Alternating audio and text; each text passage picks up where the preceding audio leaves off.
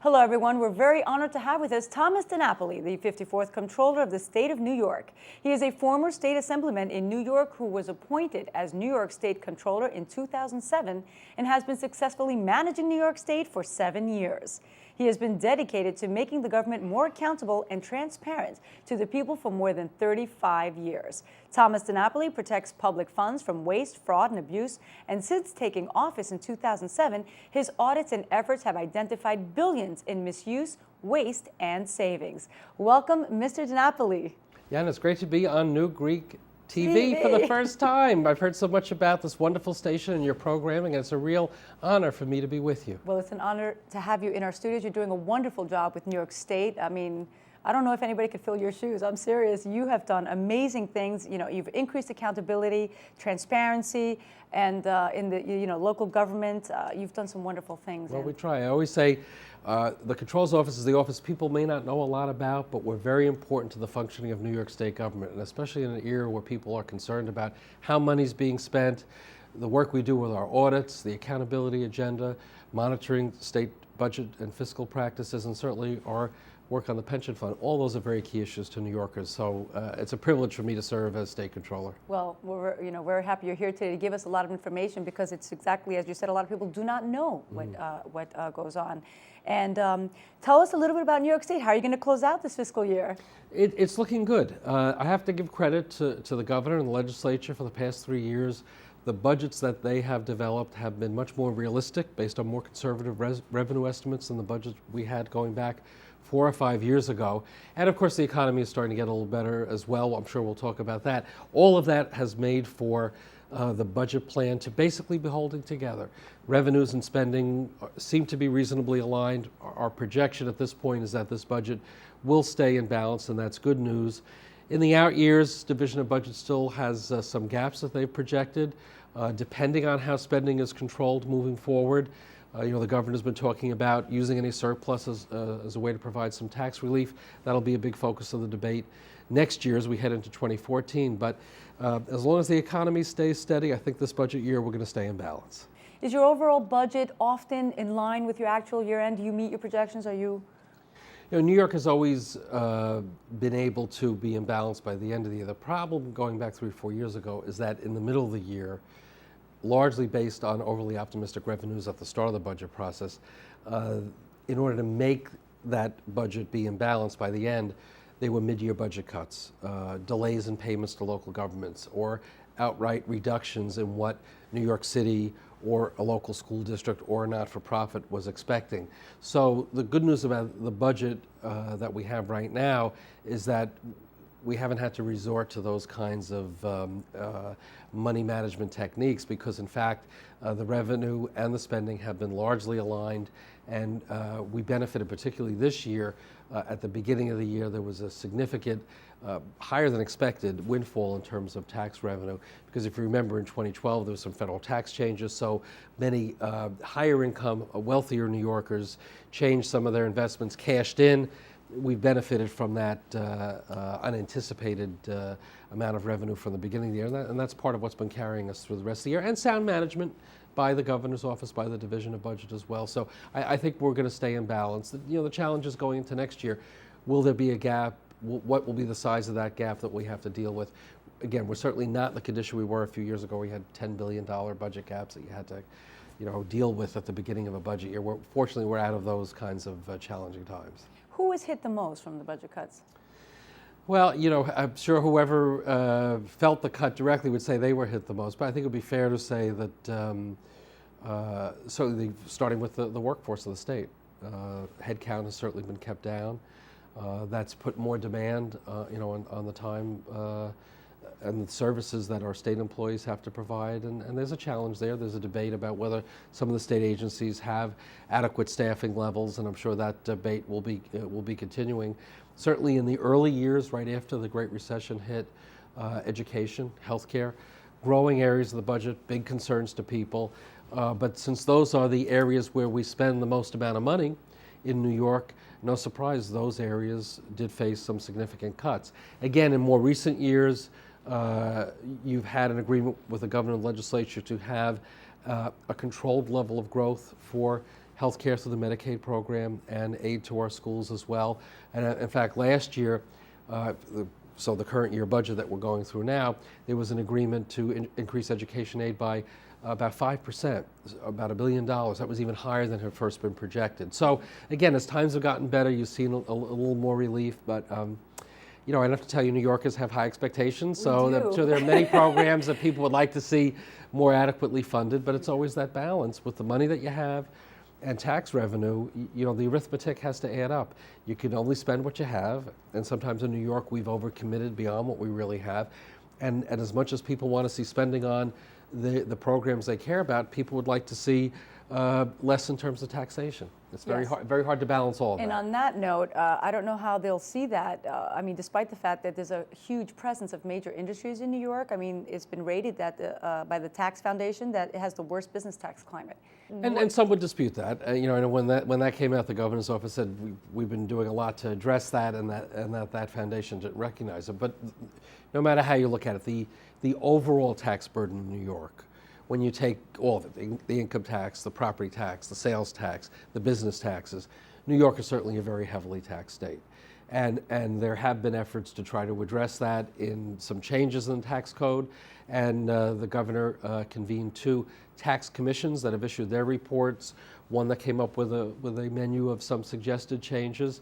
And the most recent report particularly focused on the issue of property taxes, which is one of the taxes that you hear many complaints about, and also trying to deal with some of the business taxes that seem to be a disincentive for economic growth in our state. But that's going to be the big focus in next year's budget. How much money do we have?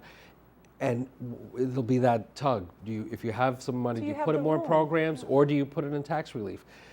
It's hard to do both completely. I suspect you'll end up doing a little bit of both.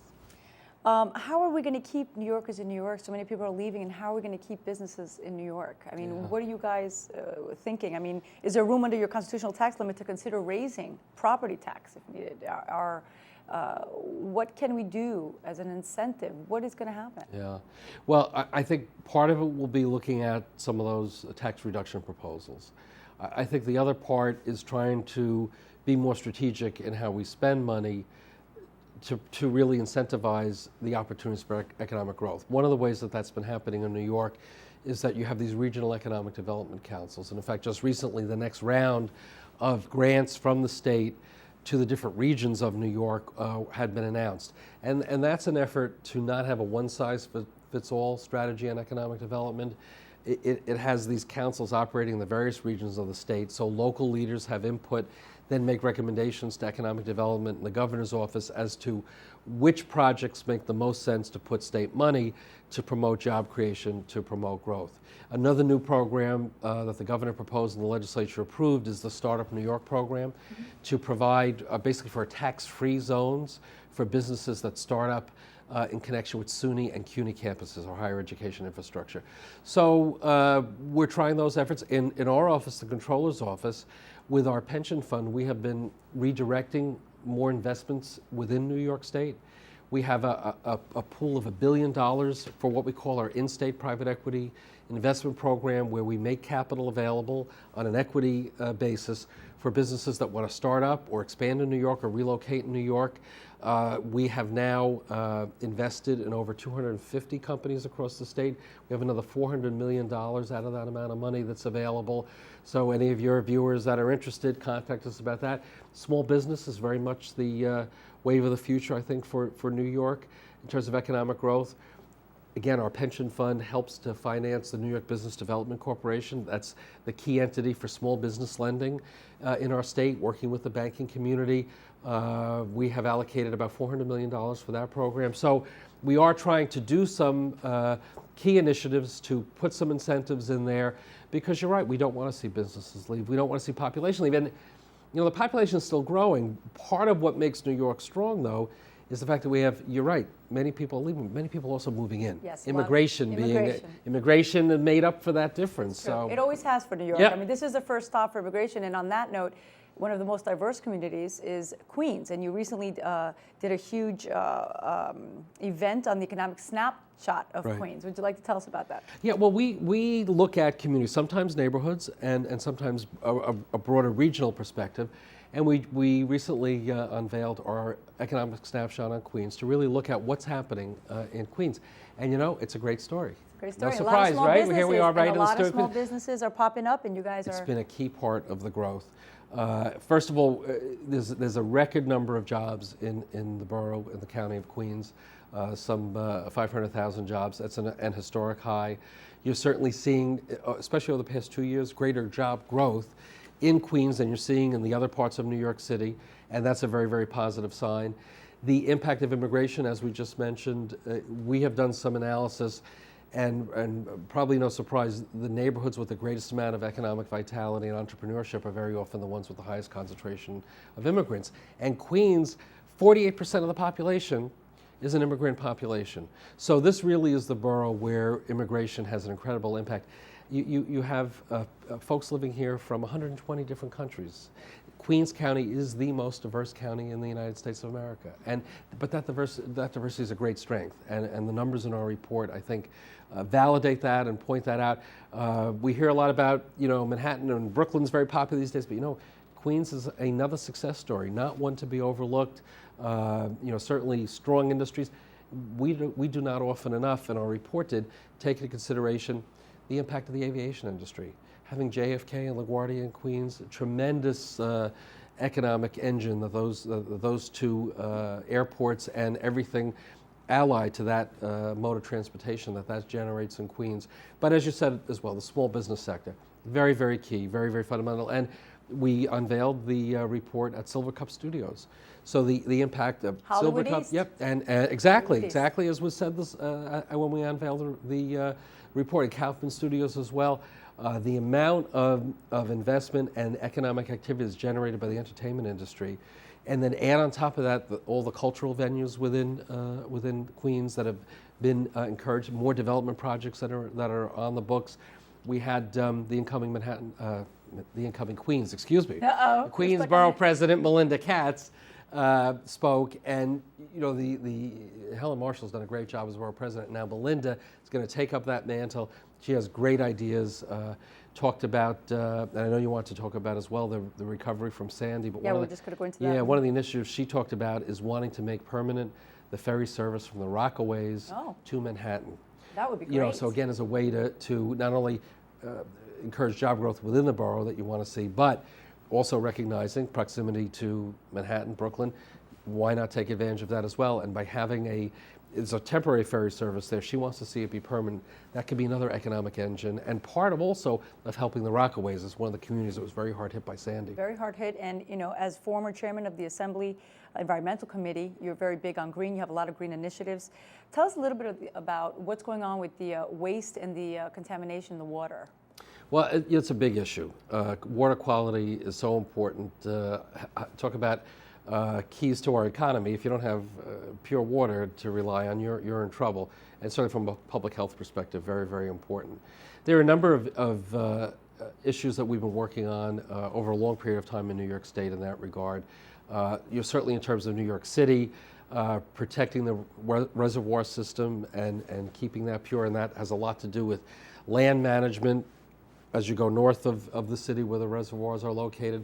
On Long Island, protecting the aquifer system there. It's a different way, somewhat unique to have that area of about 3 million people depending on underground reservoirs and effect of what aquifers are. And that's part of why we have continued to focus on the brownfield program. That's a way to clean up contaminated sites that can in fact pollute drinking water supplies. And we've made some recommendations on how that brownfield program and the incentives that are part of that program to promote responsible redevelopment, how that could be made better, be made more effective. And so much of that is certainly tied to protecting our groundwater supply. We're doing a lot of other things with the Green Initiative as well. We do audits of state agencies, make sure they comply with environmental and energy requirements in the state. With our pension fund, we have a green initiative promoting an alternative energy, clean energy technologies, because I do think there's a way to promote good practices like that and make money for our pension fund as well. So the reality of what we just went through with Superstorm Sandy, we can't ignore environmental issues. Climate change is real. We're going to have to make adjustments to that, adjustments in our infrastructure. We certainly don't want to see another weather event like that happen, but you look at the flooding that's been happening upstate over a period of time, what we had with Superstorm Sandy, I think it's fair to say those 100-year events, 500-year events, they're happening pretty regularly now, and so we have to adjust our thinking in that regard. Lending programs, you guys have done a lot with that. You've given people a lot of money for all the destruction that's happened to their home. Would you like to tell us a little bit about those programs? Well, New York State has certainly been working very aggressively, and again, governor and legislature deserve credit, the New York Rising program, and taking the federal money that has been passing through to get it back to the communities and the families that have been so effective. And as I said, there are still too many families that are not back in their homes. You still have some insurance issues out there, and the Department of Financial Services has been working with families to deal with the bureaucracy of insurance. FEMA, the federal agency dealing with emergency and reimbursement, and Small Business Administration, you go down the different federal programs. Again, some have benefited from that, some are still trying to navigate that. If a constituent calls our office, we try to help make connections for them to get some help. But I always remind people, if it's a federal program, you should call your local Congress member. State program, you should also call your senator or assembly member. In the impacted neighborhoods, those elected officials have been very on top of leveraging state and federal programs to provide assistance. So I'm sure all the areas that have been impacted, whether it's in New York City or out on Long Island, they're being rebuilt and going to be back stronger than they were before. But on a human side, it's still very distressing when just friends of mine I know that are not back Absolutely. in their homes yet. That's It's very, horrible. very tough to realize that people a year later still have to contend with that. And you're from Long Island, so I'm sure that you've heard from all your friends that have lost a lot. And we did, credit to our employees in the Comptroller's office. We have a volunteer team. And in the past, when there was flooding upstate, we went out and helped rebuild some of the homes that were damaged or destroyed. And when the events happened with Sandy, because many of our employees obviously are up in Albany and upstate New York, we're a state agency, that's where we're largely located, they wanted to come downstate and help. Mm-hmm. So right in the aftermath of Sandy, we were helping in the city of Long Beach, in the Rockaways as well. And so to see up close the kind of devastation that people were feeling. But it was also a moment where New Yorkers did pull together. New Yorkers have pulled it together, and they always do. The donations and the outpouring of support. And of course, you had people coming from all across the country. Yes, American Red Cross and other Absolutely. volunteers coming in. So I hope for those who were so terribly affected, they continue to have hope. It's important not to lose hope. I know you guys have given schools increase their budgets, but as far as special education is concerned, we've had a little bit of a problem there. Would you like to tell us a little bit about what is going on with the special education program in New York? Yeah, there's a lot there. One area that I do want to mention, because it's been a focus of ours, for certain populations of special needs children, New York has a program where they contract with firms. It could be for-profit firms, it could be not-for-profit firms, to provide special education services, special education itinerant teaching services.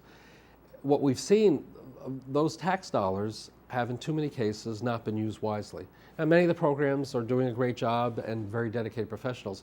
Some of the other programs, though, you have people that have just been enriching themselves, either with too high salaries, including salaries for people who are not actually doing the work, or some of the administrators in these programs using money that's dedicated for special needs children and instead using it to purchase personal items for themselves, audio-visual equipment, patio, furniture, and so on. We've had, I'm sorry to report, at least now I think 5 felony arrests that have come out of our audits and our investigations. Your audits. And the point is, any kind of waste like that we shouldn't tolerate. But when you're talking about tax dollars that should be going to special education services for kids who really need those services, and it's basically being stolen from those kids. That's why we have had a very high priority on looking at this program. Special ed tends to cost more than other education services, but it's a smart investment. If you can help a child meet their full potential, overcome some challenges early in their education career, and then can be mainstreamed, you know, that's so much better than having to deal with it when they're older and it might be more difficult. Or in some cases, these are the kids that fall through the cracks and they end up showing up in other parts of our system and costing more money, whether it's needing more intense services or, God forbid, some end up in criminal justice situations. So I think it's, when I do these audits, some people say, why are you against special ed? I'm not against special ed. The money needs to be spent in the right way and not wasted. Exactly. And your audits have put things in order and have cleaned things out, and now you're realizing why and where the funds should be going. And on that program, we actually have legislation that's pending before the governor. We hope he'll sign it to require more thorough auditing of these programs and to require the state education department to do a better job in terms of oversight. That's too often what happens. If the money is put into place, but if you don't have the proper oversight, you lose the accountability and people think they can get away with something. Monitoring. It's all about monitoring, and you're the king of monitoring, and you've done that also, and you're trying to pass some safety regulations here with the bridges and tunnels and the recent derailing. People were saying that people are scared about that, yeah. You know, it seems, and obviously there's investigations that are continuing, the preliminary, obviously, analysis that human error had a lot to do with it. But we, as you point out, we just did an audit that looked at the railroad bridge safety program in New York, and we found some gaps there. And part of our frustration looking at that program is that the State Department of Transportation has not adequately documented the safety inspections as they're required to do. Some of those rail bridges, the railroads themselves are expected to inspect. Others, the state has that responsibility. And State DOT, in response to our audit, assured everyone that, in fact, the inspections are happening or adequate, but they're not documenting it. So that does open up the question, are you really doing the inspections? If someone can't look and see when that inspection happened and whether there were any deficiencies and was it corrected, well, then you can't really trust it. So we're hoping that that state agency will respond positively to what we've recommended and do a better job. Absolutely, it's all about safety here. It's all about safety. And going back to a little bit of a statistic that I found that it was a little alarming, and I got very upset about it, is that in this year alone, hate crimes in the state of New York have increased 30%. Yeah. What is going on? It has violence. I mean, there's so much going on. Isn't it tough? It's hard to explain, but even with that number that you cited, there's a real concern out there. Are all of the crimes in fact being reported? And many communities feel there's not been appropriate reporting of hate crimes. So we were asked by Senator Brad Hoylman from Manhattan to do an audit to take a look at how that reporting is handled in our state. So we're just starting that process. We'll be happy to come back and talk to you about it when we complete the audit. But it's certainly important that law enforcement adequately and appropriately track those hate crimes, that the recording of them is done in the right way, so that perhaps we could do a better job of getting to that question. Which neighborhoods are really being impacted by these incidents, and that would be a way, if we're sure we have an accurate accounting, to develop the kind of community programs and interventions that we need to be sure that doesn't happen with the frequency that it has been happening. What do you think is the cause of this increase in the 21st century? I mean, yeah, it's hard to know. Is it the new immigration that's coming in? What is it? I would hope that's not it. But obviously, as we've been talking about, New York being so diverse, you have many, and you have new immigrations coming in. Maybe not everybody understands everyone's culture, ways of doing things. I hope that's not tied to that. But your studies will show. Well, we'll see. But also, we still live in a very tough time in terms of the economy. And my gut feeling is that when times are tough, some folks increase in tension? Tension. That people are frustrated? Well, because people, exactly. Yeah, you said it better than I could say. Frustration levels out there, and sometimes you want to blame somebody else. Tempers flare, and a situation gets out of control. It may not be anything more than that, but certainly whether it's racial or ethnic, religious, gender identity, sexual orientation, no tolerance for that, zero tolerance. And that's why we have these laws, to have that kind of reporting. Let's make sure we're doing it right.